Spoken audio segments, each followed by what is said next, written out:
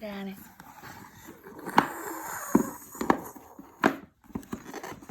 Đúng rồi. Good job.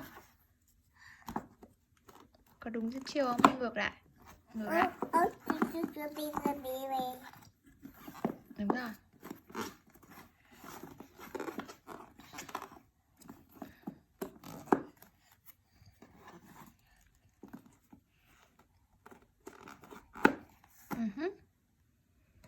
Cô có thích chơi bạn bò không? Thích chơi bạn bò.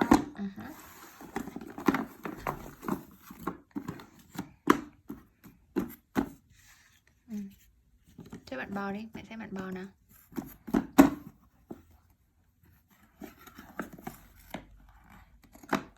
Có đúng không?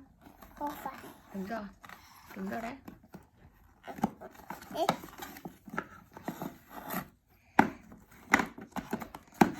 Đúng rồi.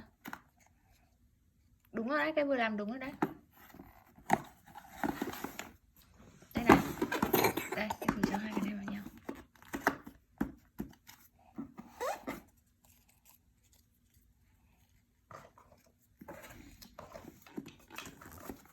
Rồi. Xuất sắc. Rồi, tiếp bạn Kiều này.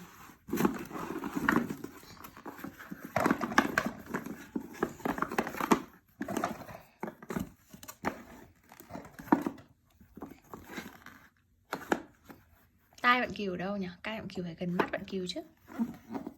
Mặt bạn Kiều đâu? Mặt bạn Kiều đây không? Ok.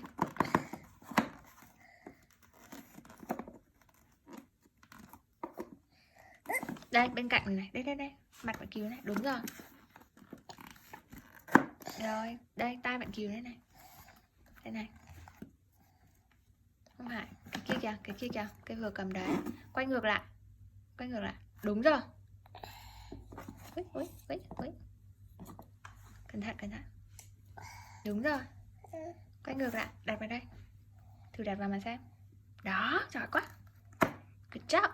Đó, đúng rồi. Đây chân bạn Kiều này, đúng rồi. Rồi, đuôi bạn Kiều đâu? Đúng rồi.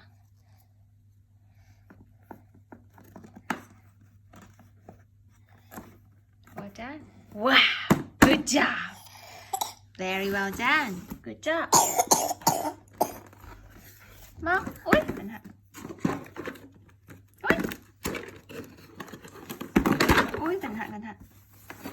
Oh no. Nào, bây giờ mẹ cho thêm một cái